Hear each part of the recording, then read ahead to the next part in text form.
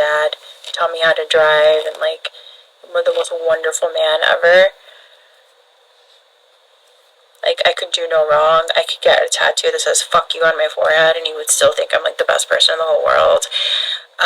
Even when I was wrong about something, whatever, he always had my back, always had my side. You know, he was never like one to play devil's advocate with me or ever. He was like my dad. So I lost 3 really important men in my life. My son, my partner, that whether we were married or not, we both come from divorced families, so we weren't like running to the altar. We always said that like if we were to get married, we would just go to the courthouse and then like go like on like a really cool like road trip or something, or somewhere fun, but just like the courthouse, and like keep it simple. I've never been one of those girls that's like dreamed of like, you know, like the whole big wedding and like the dress and all that. Like maybe a little bit the dress, but I wouldn't wear a traditional wedding dress. I would wear something vintage probably, and just go to the courthouse and have like wildflowers. But yeah, that's no longer my destiny, and I'm okay with it now. It's taken a lot of therapy, a lot of years, but we're good. We're good, we're thriving, we're moving forward. That's all we can do. I miss him every day. I still have like voicemails of his saved on my phone that I listen to. They're like funny ones, so I kept the funny ones. And he and our son are buried next to each other.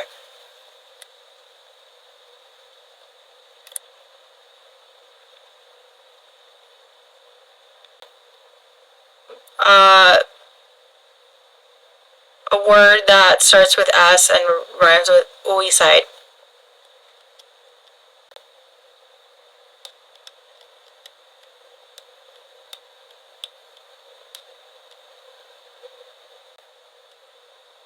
Very sad. Thank you.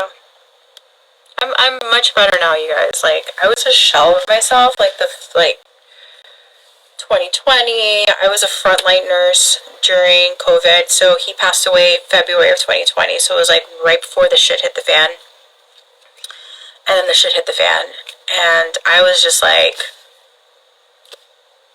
whatever, if I catch this gnarly disease, virus, whatever, I don't care. Whatever. So I was frontline nurse, traveling around the United States. I was just like, no fear. Like, I could care less. But like, I care about my patients, and I care about who I was taking care of, but like, I wasn't scared of like getting this virus that like no one knew what it was. Like, vaccines weren't even a conversation yet. Everybody, like the whole world shut down.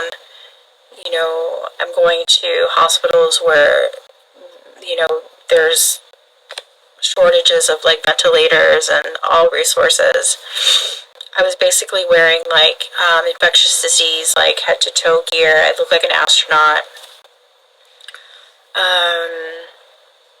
But that was a good distraction for me, for sure. But still, I was like a shell of myself. Like, I was just like, not this. 2021, then boom, my stepdad passes away. He was having surgery, a triple bypass surgery, and the surgery was fine. He actually, my mom texted me saying, because I was in Hawaii at the time, I had a contract there, and she texted me. This is when like COVID restrictions were really, really strict. This was March of 2021, so almost, it was 13 months after my partner died.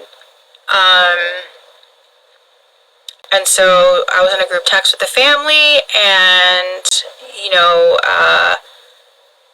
Hawaii is 6 hours behind the East Coast, so when I actually woke up, like, my mom texted me and she said, he's awake, he's talking, everything's all good. And I was like, okay, cool, fine.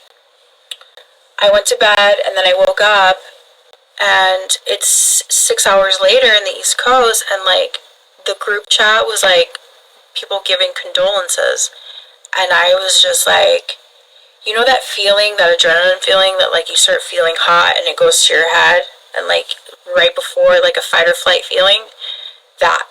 I went into complete shock. My mom was in shock.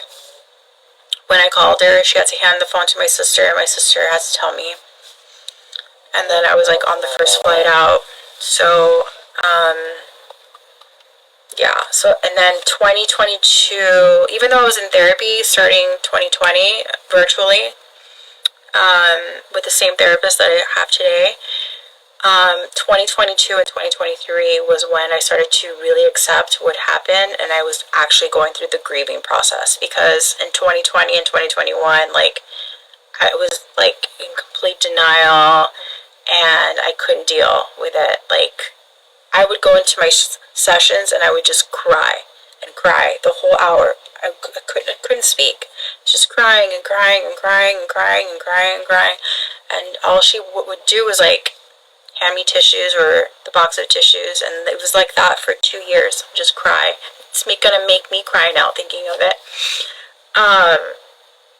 And then 2022 came, and that's when I really started doing the work. 2023, and now 2024. Like, I really truly feel like I'm on the other side of it all, and ready to like open my heart, because it's petrified me, because like I have this unreasonable feeling that, like, okay, who's to say that the next person I'm with isn't going to, something's going to happen to them. You know, I know it's unreasonable to think that way, but I'm like paranoid. But that's, I guess that's part of the PTSD.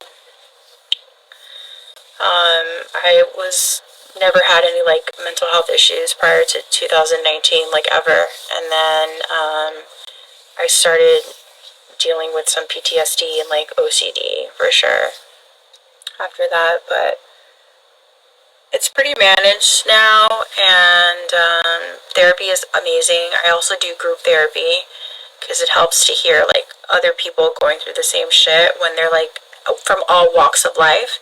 You know, there's like the dude, like the badass dude, the CEO. He has a whole family, a wife. You know, like his wife is like model-esque. His kids are perfect. Like, you know, he has everything that anybody that would consider being the American dream has, yet he has this dark cloud that lingers over him, and you know, he's responsible for I don't even know how many employees, and like it was really like interesting to see him go through that. And then there was like a woman in the group that, you know, she was like hitting like her elderly years, and she was tripping out. It was like really surreal for her, and like just realized that like she was really alone, and it was really sad.